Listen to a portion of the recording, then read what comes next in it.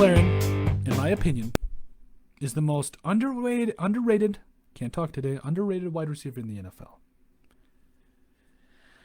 My co-host Tristan just tried chiming in. Cooper Kupp, get out of here with that. I love you, my man. But you and I both know Terry McLaurin is one of the most talented and greatest wide receivers in the NFL at this current moment in time.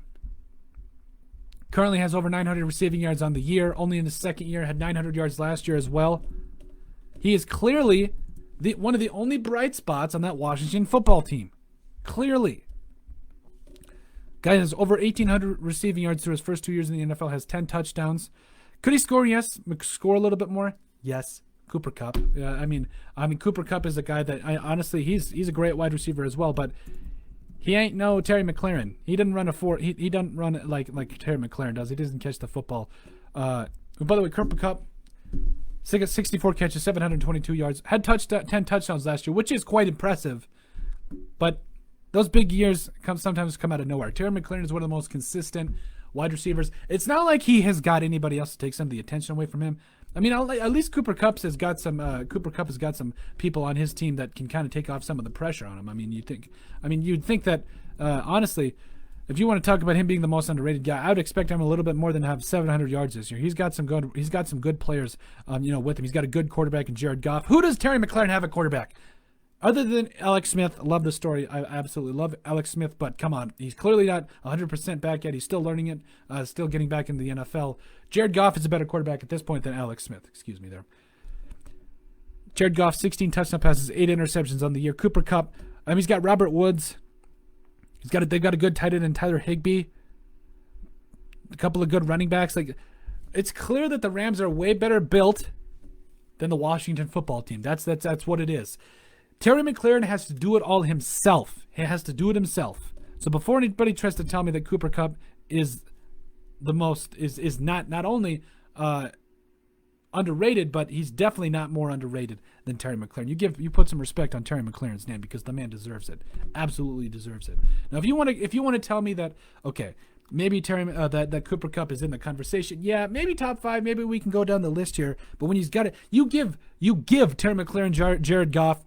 I guarantee you, Terry McLaurin has at least 10 touchdowns in receiving 10 receiving touchdowns a year for at least the next 5 years. At least take that to the bank. Terry McLaurin is so talented. He's got great hands, a great route runner already in the NFL. You give him you give him Jared Goff, and his stat line will just continue to increase. Not to mention, Antonio Gibson has taken away some of the spotlight as well with his big day as well. So don't try to tell me that Cooper Kupp is more underrated than Terry McLaurin. Who does Terry McLaurin have? Who? Nobody. He has nobody to take the pressure off of him. He is forced to be able to take care of himself. He's forced to be able to be that guy and be the number one wide receiver for the Washington football team. It really is. He has no other choice. He really has no other choice. Because if he doesn't, who else is going to get? I mean, obviously Logan Thomas, I said, is going to have a big year this year. He had a touchdown as well, but he doesn't have near the impact that Terry McLaurin does. I mean, when you got a guy, quarterback instability, like Logan Thomas and guys, guys like Alex Smith, Dwayne Haskins, they've had 3 different quarterbacks play for him this year. 3. Okay, Alex Smith again coming back from it. I'm liking what I'm seeing. Antonio Gibson, we knew he was going to be big this year. But take a look at this. The number 2 wide receiver right now on the Washington football team, J.D. McKissick, a running back.